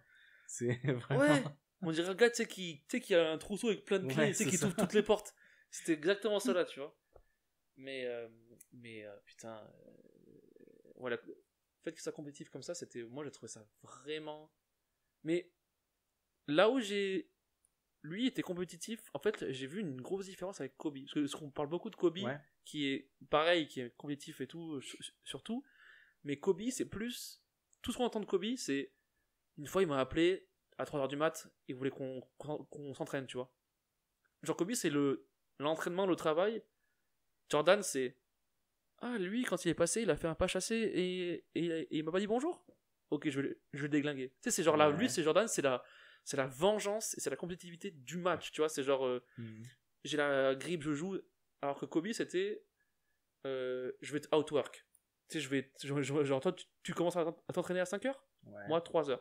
Tu vois ce que je veux dire ou pas? Ouais, c'est vrai. Mais je pense que Jordan aussi, il avait ce côté, je m'entraîne. Ouais, mais il parlait dans le documentaire, ils l'ont pas vraiment mis en avant, qu'ils s'entraînaient tous les. Tu vois, Quand il perd face à Orlando et qu'il parle à son préparateur, David, je sais plus comment. Le mec lui dit bah alors tu me dis quand est-ce qu'on se revoit à la rentrée. Il lui fait ok, demain 19h. Tu te rappelles de ça? Oui. C'est le mec qui c'est vrai qu'il y a ça, mais sur Jordan, c'est quand il est à l'entraînement, il va te bouffer, que tu sois Pippen, Kerr et tout. Mais par exemple, genre quand Kobe est décédé, les gens, genre les histoires qu'ils ont à raconter de Kobe, c'est que ça. Genre une fois qu'il m'a appelé à 2h, alors que Jordan, genre l'histoire qu'ils ont, c'est ouais, on a fumé un cigare aussi après. Tu vois ce que je veux dire ou pas? Pour moi, ils ont une différence là-dessus, tu vois. Parce qu'il y en a un qui était drogué à que basketball, et il y en a un, c'était je suis le compétiteur de ouf, mais je peux te battre au billard, je peux te battre aux cartes, je peux te battre en longueur de beat, je peux battre en tout. Ouais, c'est moi le boss, tu vois ce que je veux dire. Il veut juste être compétitif sur un truc. Ouais, c'est vrai, t'as raison sur le côté compétitif. Jordan, c'est partout. Mais en fait, il y a un truc avec Kobe qui est que je pense que il arrive après Jordan. Il est, tu vois, il a tout fait pendant toute sa carrière pour mimer Jordan. Du coup, je pense que quand il appelle un gars de son roster, de son équipe, à 3h du matin pour lui dire viens on s'entraîne, c'est aussi limite il est en train de construire son image, tu vois. Pour moi, c'est aussi c'est du branding. Donc pour moi ça me manque un peu de sincérité et donc tu vois je le vois un peu différemment et pour moi Jordan il a tout autant cette éthique de jeu, c'est juste que le mec il est plus connu pour cette éthique de travail, il est plus connu pour toutes les histoires qu'il s'invente pour être hyper motivé versus Kobe qui avait pas ça peut-être. Oui, mais lui il est dans genre c'est pas un people que t'as envie de suivre Kobe quoi. Genre il fait rien quoi. Bah, il a eu son histoire à l'époque mais après il fait rien. Deux choses dont je voudrais parler avant de passer à la suite, c'est Kobe, est-ce que tu connais son histoire où à l'entraînement ils sont tous mauvais, genre ils font entraînement chez les Lakers je sais pas en 2012-2013 et l'entraînement genre tout le monde est nul et ils demandent à des joueurs d'enlever leurs baskets qui sont des Kobe. Comme t'es nul, je veux pas que tu les portes. Genre il leur dit enlève-les. C'est marrant, je savais pas. Et j'ai vu ça il y a plus longtemps et ça m'a explosé, ça m'a montré que le gars. C'est marrant, ça doit sûrement être le roster. Il y a une vidéo, je crois, il y a une vidéo. Ça doit sûrement être les effectifs où il faisait 7ème. Ouais, c'était genre quand il avait. Il jouait pas les playoffs. Quand il avait. C'était post titre 2010. Ouais. Quand il. Non, après. Post Gasol encore. Post Gasol. Gasol était toujours là, je pense. Mais ça commençait à baisser, parce que bon, l'âge, etc. Et puis blessure à l'Achilles, tout ça. Mais je me souviens, il a dit à 3 joueurs enlevez vos Kobe. Genre, tu peux pas les porter. Enlève-toi. Ouais. Et l'autre chose, pour finir sur le. Swaggy pied dedans, sûrement. Sur le documentaire, moi, la partie que je trouve la plus intrigante et qui est la plus floue pour moi, je voudrais avoir ton avis là-dessus, c'est qu'est-ce que tu penses, toi, de la vraie raison de son arrêt en 93. Parce qu'il y a beaucoup de théories. Bah franchement, moi, j'ai pas de théorie de fou. Pour moi, c'est juste, tu le vois dans le documentaire. Hein. Oh, mais le documentaire a été approuvé par Jordan. Hein. Oui. Donc, on est conscient. Hein. Il y a peut-être un biais, mais vraiment, les images, tu les inventes pas. C'est vrai qu'il y a beaucoup de montage et tout. C'est le propre du documentaire. Mais moi, je vois un mec qui est au sommet de sa carrière et qui est aussi hyper solitaire dans sa chambre d'hôtel. Il peut rien faire. Donc tu vois l'image où il est dans... Oui. Et c'est là où il dit tu sais que je vais arrêter tout. Vraiment, tu dis c'est pas une vie. Quoi. Mais pas lié à son père.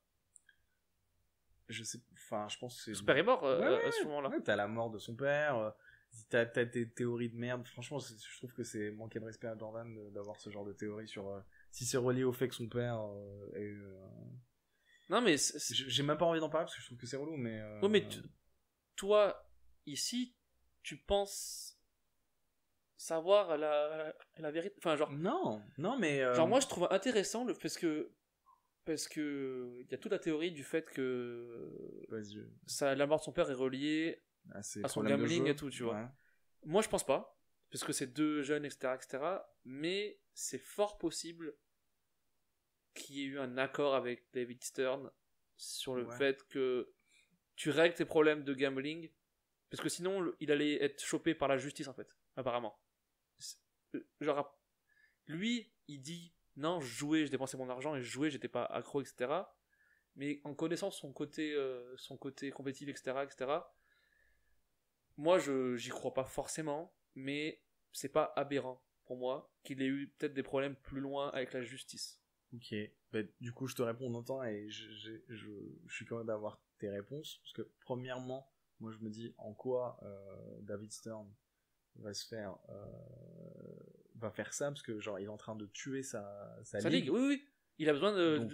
Oui, mais si la justice prend le dessus, tu vois ce que je veux dire ou pas? Donc, ça que je veux dire, c'est la deuxième question. Donc même si Stern lui dit ok, va régler tes problèmes de gambling, comment Jordan se retrouve à jouer au baseball, parce que il a quand même un planning d'athlète de haut niveau.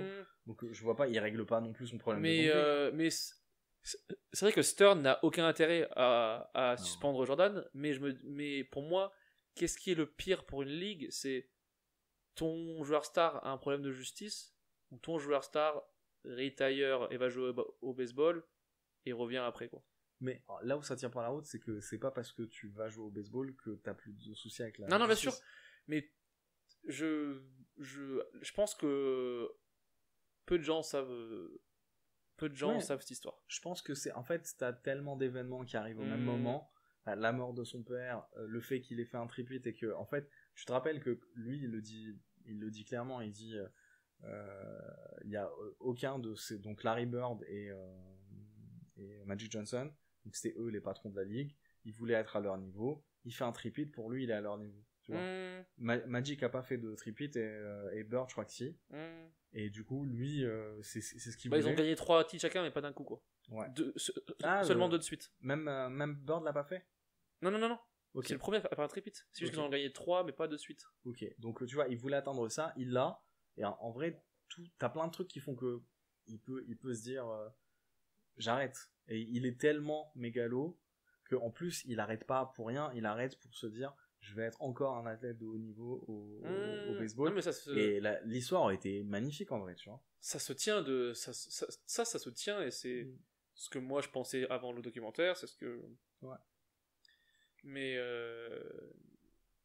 il y a eu des... Enfin, c'est pas encore très, très clair pour tout le monde, tu vois. Genre, il y a encore des gens qui... Mais ça, je trouve que c'est un passage très intéressant, parce que pour moi, s'ils s'arrêtent pas, ils font 8 titres, quoi. 8 titres de suite. Non, parce que...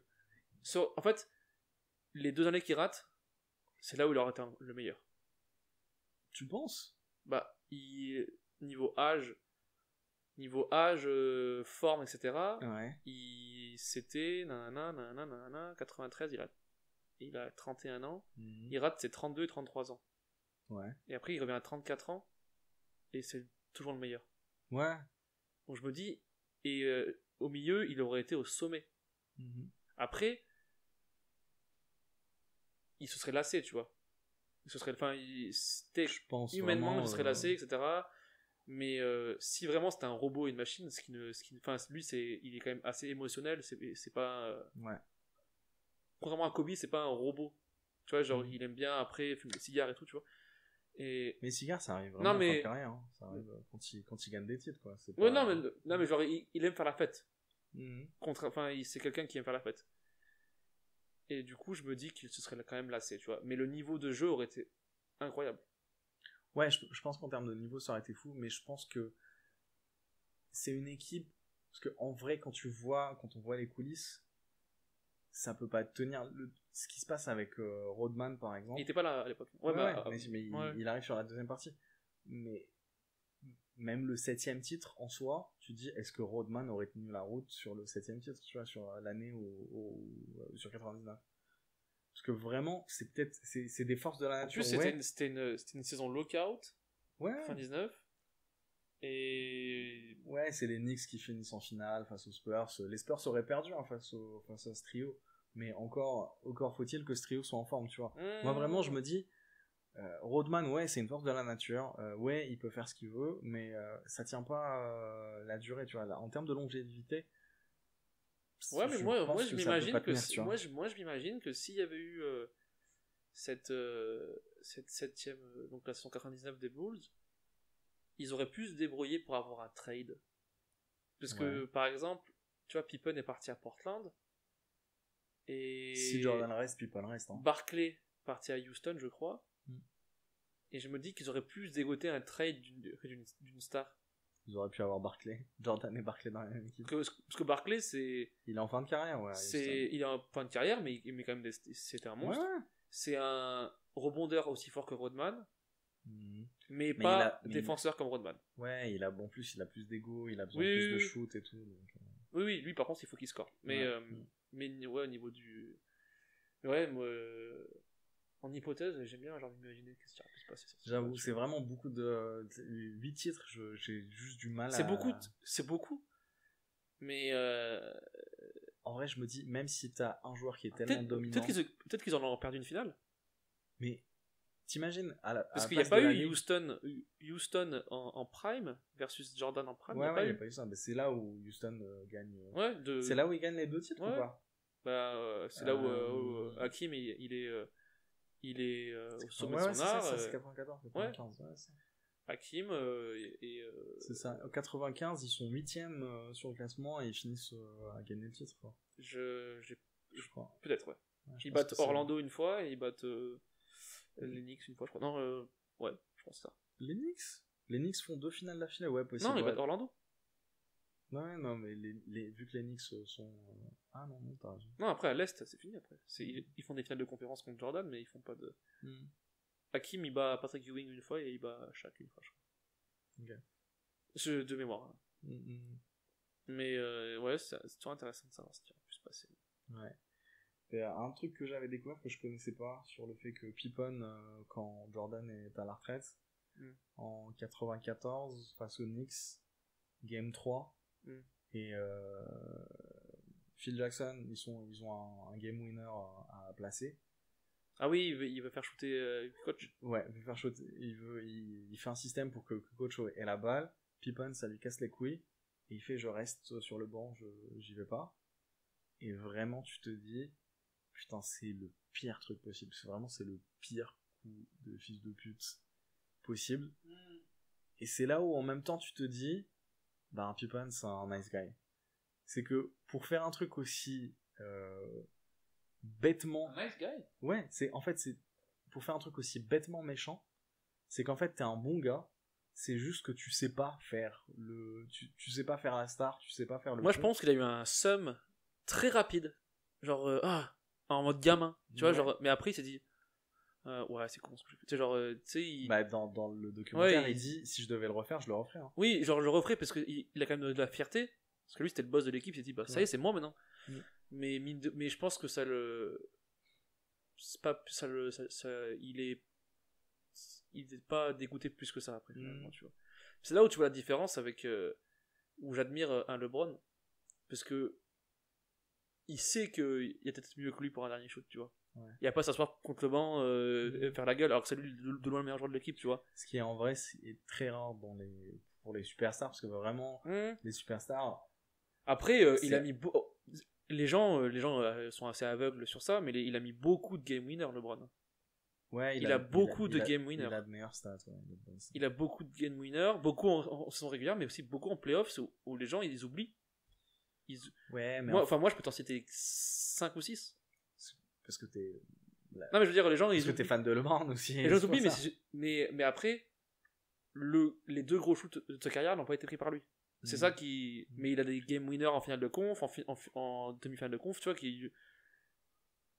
il a pris ses responsabilités plusieurs fois. Ouais, mais LeBron, ce qui fait qu'il a cette réputation-là, c'est que sur ses premières années, il avait beaucoup de mal avec les fins de match, avec les gros rendez-vous. Ah, mais la série contre les Spurs en 2007, et contre les Mavs en 2011, c'est exactement ça. En 2007, il passe la moitié du temps à se ronger les angles sur le banc. Mais donc, ça, je trouve que ça passe parce que son équipe est nulle à chier. Il a 23 ans.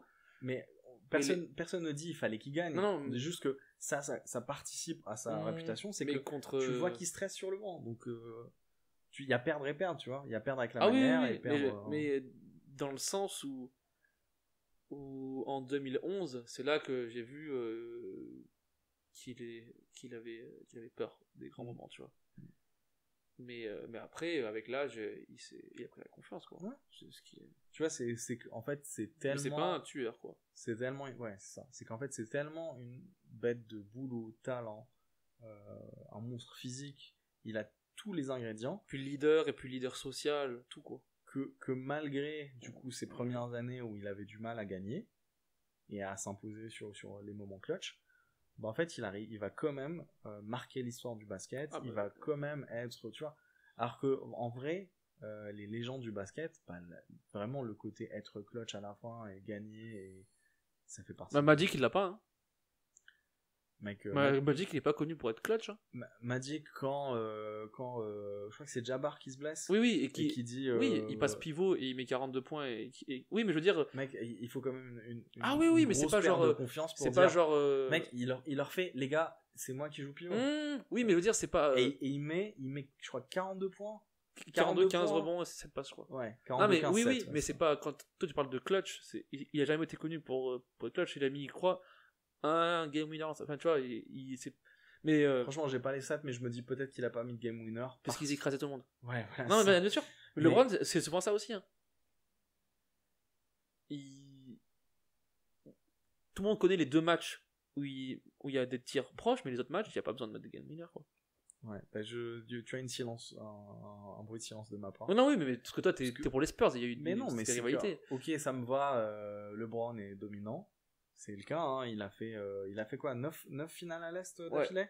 9 finales NBA. Ouais, mais à l'Est, quand il était à l'Est. Et c'est vrai, hein. Mais le truc, c'est que sur les grands rendez-vous, il était pas là. Donc, moi, ce que je suis en train de te dire, c'est que tu le compares à Magic en disant, ouais, Magic aussi, il avait moins de shoots, moins de moments clutch. Mais LeBron on a eu. C'est pour ça qu'il a de meilleures stats. Je crois que quand tu compares les stats entre lui, Kobe, et donc lui et Kobe et Jordan, il a les meilleures stats des 3, je crois. Il en a plus, je crois, ouais. Mais justement parce qu'il a des shoots clutch. Donc c'est pas vrai qu'il a été tellement. Non, bien sûr. Après ce débat-là, on le fera une autre fois. Hein, mais ouais, chacun a son angle là-dessus, je trouve. Yes. On fait notre top 5 du jour. Top 5 du jour, c'était quelle équipe on a vu jouer ça? Ouais, c'est ça. Yes. Tu veux commencer? Alors, c'est nos top 5 équipes les plus impressionnantes qu'on ait vu jouer.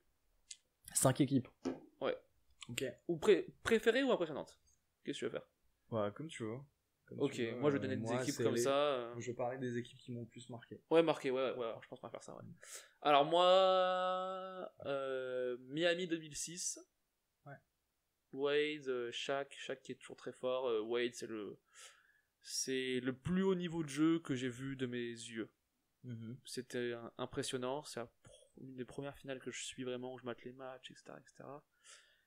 Et pour le coup, il était jeune. Je pense 25, 26 ans. Et impressionnant. Et Dallas, c'était peut-être favori. Parce que Miami fait 4ème à l'Est. Hein. Ils font pas. Ils dominent pas, genre, ils dominent pas la saison régulière. Dallas favori? C'était en 2006, c'est ça? Ouais. Ouais, Dallas favori de ouf. Dallas favori, et Wade, niveau de jeu, je sais pas, 36 points par match. Les 4 derniers matchs, ils perdent 2-0, il gagne 4-2. Ouais. Il fait genre, je sais pas, 39, 43, 36, tout. Enfin, ouf. Il est monstrueux. Hein. Genre, ça, c'est vraiment l'équipe où je dis, c'est du haut niveau. Perf de Wade, c'est, je crois, une des plus belles performances. Bah, en finale, les gens te diront Jordan et tout, mais moi, sur une série, à part LeBron, quand il perd en 2018, où il fait 40 points, 15 rebonds, 15 passes par match, enfin, je sais pas, mais il est tout seul et il met 1000 points, mais pour une victoire, moi, j'ai rarement vu autant de level sur une série. Ouais. Même pour Jordan, ça m'étonne vraiment.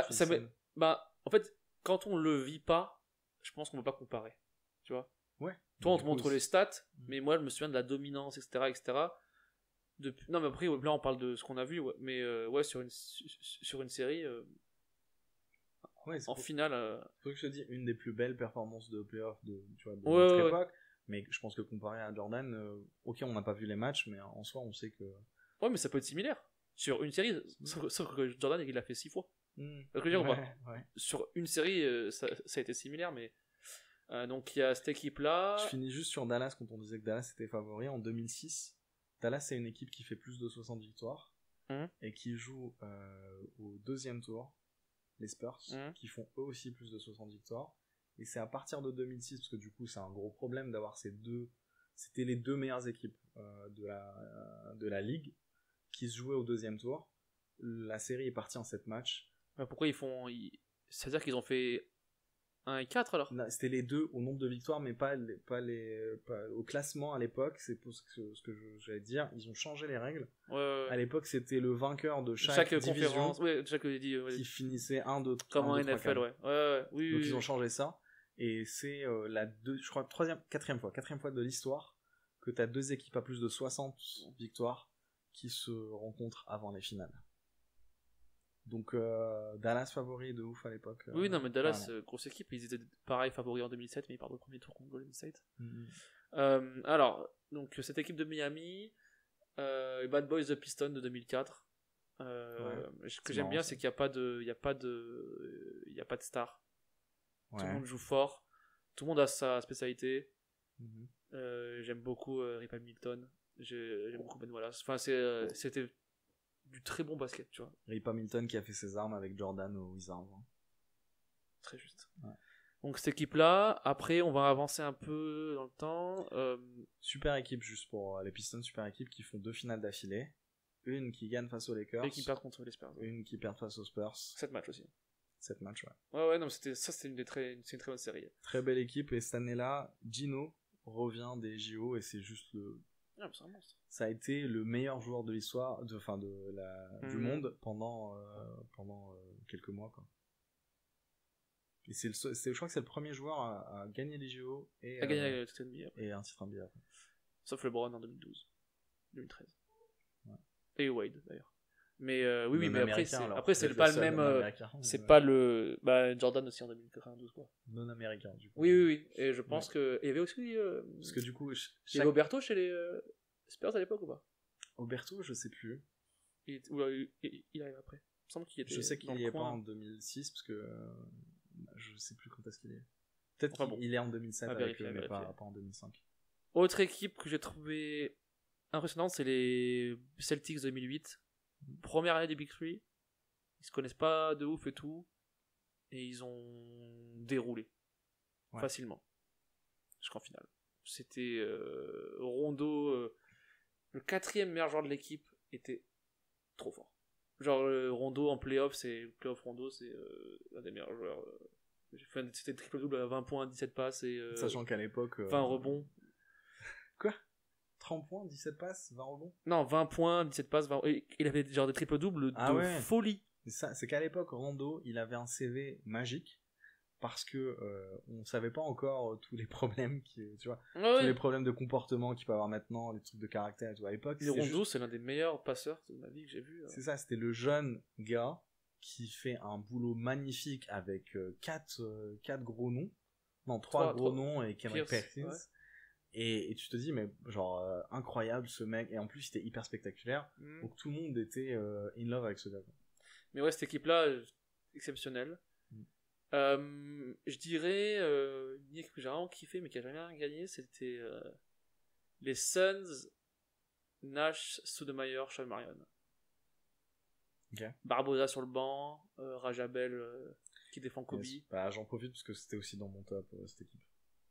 Ouais, donc tu mettras ton petit commentaire. Non, on en parle maintenant, mais du coup, moi, je suis un fan de Steve Nash. Okay. De ouf. Je suis vraiment fan parce que c'est genre très très beau à voir. Et après, bon, il n'y avait pas de défense dans cette équipe, mais c'était agréable à voir et les batailles Suns, Spurs, elles étaient assez intéressantes. Ouais. C'était assez intéressant. Ce qui est ouf avec cette équipe des Suns, c'était que tu avais 4 joueurs qui font plus de 17 points. Donc tu as Marion qui fait 17 points, qui était à l'époque, je crois qu'il était, d'où son nom de Matrix, son surnom. Il était dans le top 3 des rebondeurs, des contreurs. Et des steals. Et des steals, je crois. Non, je crois qu'il avait un autre truc, je sais plus. En fait, c'était un gars qui pouvait vite te faire 14 rebonds, 2 contres et 2 interceptions. Bah, plus 20 points presque. Cette année-là, il est quasiment à 10 rebonds. Il est à 9.8. Puis après, juste après, t'as Nash qui est à 18 points, qui est MVP cette année-là. Puis après, t'as Stoudemire à 20 points, Barbosa à 18 points, et Bobo Diaw à 9,7 qui est quasiment à 10 points. Et on sait que c'est Diaw, c'est juste qu'il est pas agressif sur les matchs. Non, c'est pas un scoreur, Diaw. Mais en fait, Diaw, on sait que c'est le genre de gars qui est pas agressif quand le match est pas important, mais quand le match est important, il est présent. Bon, alors on l'a bien vu avec Team France. Ouais. Et ce qui est cool, c'est qu'en playoff, cette équipe, tu vois, ils font pas les cons, parce que t'as Nash qui passe, Stoudemire qui passe à 25 points, et Marion qui est toujours à 17 points. Et en vrai, moi qui ai une image, et ça c'est une image de la loose, parce que c'est D'Antoni qui est là. Bon, la défense, on s'en fout. Non mais D'Antoni, moi je comprends pas comment il a encore un job de coach. Ouais. Non mais genre, c'est prouvé que ça marche pas son système. Quand tu l'embauches, tu sais que tu vas pas gagner. Mais, en vrai, je sais pas, parce qu'il y a plein de coachs qui ont toujours été sauf si, oui mais il a pas voulu changer mais en fait, il coach de la même façon Phoenix que Houston maintenant. Je sais, en vrai, je sais pas, parce que c'est pas, il coach pas de la même façon, c'est juste que l'approche est différente. Il met tout sur l'attaque, et il a toujours eu des effectifs comme donc ça. Il a gardé oui, mais il garde ça. Mais c'est pas la même, tu vois, il coach pas. Non, mais il garde sa ligne directrice, tu vois. On va essayer de les outscorer et on va tirer en moins de 7 secondes. C'est ça son truc. Non, mais attends, le 7 on less, justement, c'était un truc des Suns, ça arrive pas partout. Et c'est pourquoi? Parce que Harden, il dribble pendant 10 secondes maintenant. C'est vrai. Et Westbrook, il est là. C'est tellement vrai. Et lui, il fait mais en vrai, là où, tu vois, moi je suis pas grand fan d'Antoni juste parce que ça gagne pas, hein, mais en même temps, respect, parce qu'il arrive à avoir des équipes qui ont de gros scoring sur des ligues complètement différentes. C'est-à-dire que les Suns, quand ils sont en 2006-2007, c'est pas du tout la même ligue qu'aujourd'hui. C'était quand même les premiers à arroser à 3 points. Ouais, c'était Nash, Barbosa, Rajabel, et même Sean Marion. Quand il y a Richardson aussi, ils avaient mais enfin dans le sens Joey où Johnson, moi pour moi D'Antoni ce sera l'éternel loser pour moi. Je sais pas, parce que vraiment, tu vois, je sais que ça va pas te plaire, mais LeBron, on disait ça de lui quand il gagnait pas, et vraiment D'Antoni, ça fait 20 ans D'Antoni quoi. Bah ouais, mais c'est une carrière de coach, et 2, il a les Knicks et tout. Mais ça peut-être que moi je pense que tu gagnes pas de titre si tu défends pas. Mais vraiment, j'ai un grand respect pour D'Antoni parce que au final, il a des équipes qui gagnent. Ça gagne pas de titre, hein, mais il a quand même. C'est tellement rare d'avoir. Rick Carlisle ou D'Antoni, toi? Rick Carlisle. Ouais, parce que ça gagne. Mais moi j'aime pas. Tu vois, je suis pas fan d'Antoni, hein, mais il a des équipes qui font 60 victoires. Je veux dire, aujourd'hui, entre nous deux, on sait que Houston ne gagnera pas de titre. Tant qu'ils ont Harden et Westbrook. Franchement, c'est leur meilleure chance de gagner un titre cette année, tu vois. C'est des shooters, c'est des streaky shooters et tout. Ils vont briquer à foison, moi, je pense, les premiers matchs. Je sais pas, c'est ça le truc. Je pense, hein. Je dis pas je sais. Je dis je pense, ça va briquer à tout. C'est horrible. T'as déjà regardé un match? de Houston ou pas? Récemment, là bah, tu vois, quand ils font l'entre-deux avec Harden. Oui, genre, c'est moi j'ai vu pas beaucoup de matchs de eux, j'en ai vu, mais ça m'emmerde. Ah ouais, c'est chiant. Il monte la balle, un coup c'est Harden, il dribble, il shoot, il en met un sur deux. Bah, en vrai, heureusement qu'il y a Harden parce que c'est beau à voir. T'as aussi TJ Tucker. PJ Tucker, ouais, qui défend bien. PJ Tucker. C'est un bon joueur de basket. En fait, moi, il me fait plaisir dans cette équipe parce qu'il se bat. Tu vois, il est pas très grand, mais il a des rebonds et tout. Quoi? Il y a Déné toujours là? Je sais pas. Bah, il y a Clint Capella toujours? Non, Capella, il a été tradé justement. C'est comme ça qu'ils sont passés en small ball. Oui, mais il était là en début de saison, c'est ça? Ouais. Ouais, ok, ouais, pardon. Mais enfin, je sais pas, moi, c'est du basket que ça me parle pas pour moi, si t'es pas, efficace à 3 points, etc., tu peux pas, enfin, si t'es pas Steph Curry, je veux pas te voir monter la balle et tirer à 3 points. C'est tout. Et puis Harden, il a tellement d'autres qualités en plus. C'est un très bon passeur, il finit très bien au panier, il pourrait jouer tellement, il pourrait jouer autrement. Et Westbrook, pour moi, c'est un joueur les plus surcotés de l'histoire du basket.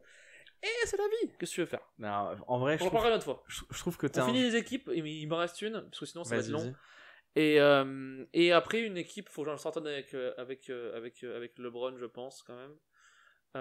Mais même pas, tu vois. Je pense pas une équipe que j'ai eu du plaisir à voir évoluer. J'en avais trouvé une dernière, mais je me souviens plus. Merde.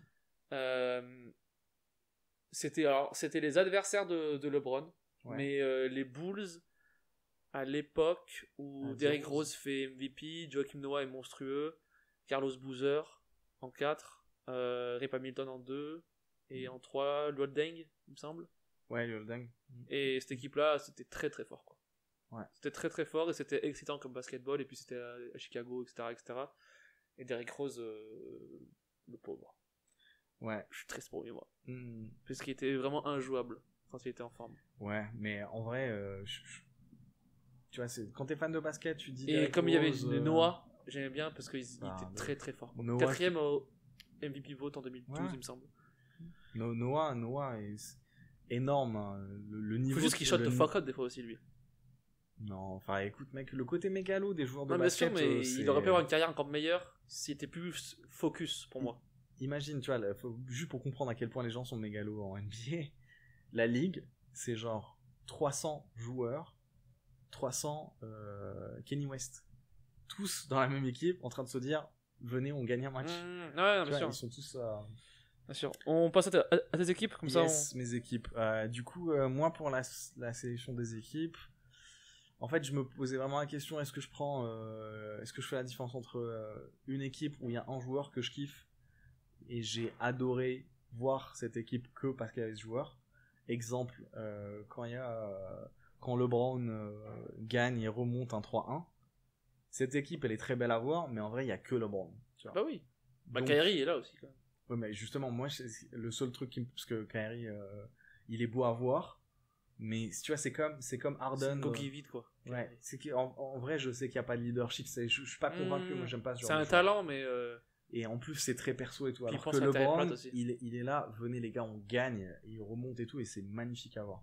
Mais du coup, je mets pas ça dans ma sélection, parce que ça reste un joueur qui m'a marqué et pas une équipe. Ouais, mais je comprends. Faut que le starting five, tu me le cites comme ça, tu vois. Et du coup, je commence par les Kings 2001-2002, qui finissent en finale. Qui sont volés par les Lakers. Voilà, d'après ce que d'autres disent, ce qui est vrai en plus. Hein. Non, c'est un scandale d'arbitrage. Hein. C'était. Ouais, mais moi, je connais pas toute l'histoire, mais ça a été. C'était Tim Donaghy. Tim Donaghy. Mais en fait, tu sais pas, est-ce qu'il a, parce que il y avait déjà beaucoup de rumeurs sur le fait que les sifflets de faute et tout. Il y a des vidéos YouTube où il décortique bien et tout, voilà, ça porte à confusion. C'est hyper triste parce que cette équipe l'année d'après. Il avait qui Peja, Chris Webber, Doug Christie, Mike Bibby et Vlad Divac. Ouais, c'est vraiment une bonne équipe. Très belle équipe, en plus t'as 2 pivots qui shootent. C'était en plus. Doug Christie sous-côté quand même. Hein. Ah non, je vois, il a toujours été. Pour moi, c'est un peu le style de joueur, c'est comme Kerry Kittles ou Latrell Sprewell ou Alan Houston chez les Knicks. Ouais. C'est des joueurs, ils étaient très, très bons peu longtemps. Non, Doug Christie, il a été bon pendant longtemps. C'est juste que ça a jamais été une superstar. C'est juste c'est le mec que t'as, qui met quelques points, qui surtout défend. Et tu l'as dans ton roster, surtout parce que tu peux le mettre sur la superstar d'en face. Comme un peu un Tayshaun Prince. Ouais, voilà, exactement. Exactement. Et d'ailleurs, Doug Christie, quand il est, parce que avant d'être aux Kings, pardon, je crois qu'il est à Toronto. Et à Toronto, il score. Hein. Et il est avec à l'époque de T-Mac avec T-Mac et Vince en plus. Ouais. Donc ouais, le mec est très bon. Et ce qu'on oublie dans l'équipe des Knicks, c'est que sur le banc, ils ont le meilleur sixième homme de l'année cette année-là, c'était Bobby Jackson. Hyper beau à voir Bobby Jackson. Et ils ont comment il s'appelle, Edo Turkoglu, c'est pour ça que je te disais, on en parle tout à l'heure, et Scott Pollard, je crois. Donc en vrai, c'est un très bon. Moi j'ai bien aimé cette aussi. Donc très belle équipe, un basket magnifique en vrai, très simple. Donc, tu vois, des passés-va, des pick and pop et tout, mais juste t'as 2 pivots qui shootent. Et là où je te dis, je trouve que c'est triste pour cette équipe, c'est que l'année d'après, Weber se blesse et on les revoit plus parce que Chris Weber retrouve jamais son niveau après ça, quoi. J'avais les Suns aussi dans mon classement. On en a déjà parlé. Ouais, on en a déjà parlé. Juste à noter que je crois que pendant 5 ans, Nash est à la tête de la meilleure attaque de la ligue, parce qu'il le fait à Dallas et il le fait aussi aux Suns. Ah, fort possible, ouais. Parce qu'avec Dallas, il est avec Nowitzki. Puis après, il passe aux Suns, et je crois que c'était vraiment les meilleures attaques pendant... Il passe en 2004, de toute façon, je crois. Bah ouais, en tout cas, je crois qu'il enchaîne 2-3 fois. Mon équipe préf, et vraiment dans le sens équipe, c'est San Antonio en 2014. Au-delà du fait que ils reviennent en finale, ils font un back-to-back en finale, ils gagnent parce qu'ils sentent qu'ils se sont fait voler sur 2013, ce qui est pas faux. Ils ont un roster où tu as 5 joueurs à plus de 10 points, un jeu magnifique, et tu as, je crois qu'en termes de nombre de passes, c'était un record. Et vraiment, c'est surtout la beauté du jeu où ils écrasent Miami l'année d'après. Et ils sont en mode, ils sont mission. Ah oui, non, mais ils étaient très très.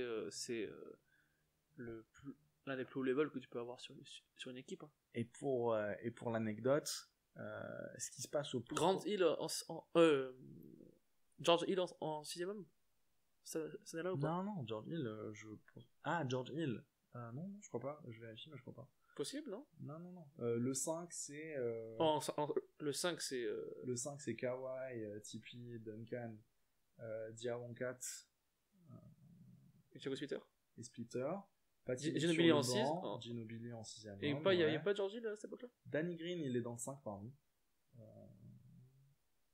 T'as Marco Bellinelli. Mais Joey jouait pivot, je crois, cette année-là. C'est moi ou Joey faisait un peu des piges non, il faisait en pivot. Il faisait 4 et 5, parce que justement, ça bougeait beaucoup. Il jouait quand même assez... Ouais. Ils étaient hyper mobiles. Tu te rappelles, je sais pas si t'as les highlights en tête, mais le nombre de passes qu'il y a entre 4 et 5... mais moi, je me souviens tout le monde était toujours à un très très gros niveau, quoi. Ouais. Tipeee était au sommet, et Duncan s'abaissait un peu, mais c'était quand même fort, et Kawhi, il commençait à être bon, quoi. Donc, Kawhi, sur les playoffs, il met 14 points. En moyenne. Ouais, mais c'est sa défense sur LeBron qui est juste. Et quasiment tout le monde step up entre la saison régulière versus. Et pour la petite anecdote, t'as premier match de la saison sur la reprise. Popovic qui montre les vidéos des finales, qui leur fait revoir le match de la finale pour leur dire on a perdu, on aurait dû gagner, et maintenant cette saison le titre est à nous, et c'est ce qui se passe. Du coup. C'est très beau, et en plus moi je me rappelle quand t'entends même les commentateurs qui, tu vois, ils sont plus vieux que nous et qui ont vu des Jordan et qui ont vu d'autres matchs, qui te disent putain c'est une des plus belles équipes qu'on a jamais vues. Ça, tu vois, même mon regard de fan, ça me calme un peu.